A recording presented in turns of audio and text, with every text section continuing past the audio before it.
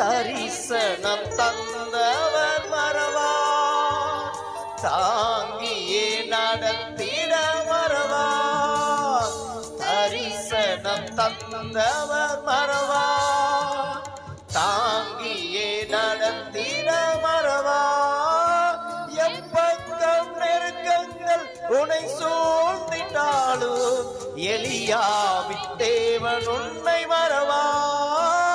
எப்பக்கம் நெருக்கங்கள் உனை சூழ்ந்திட்டாலும் எலியாவின் தேவன் உன்னை மறவா.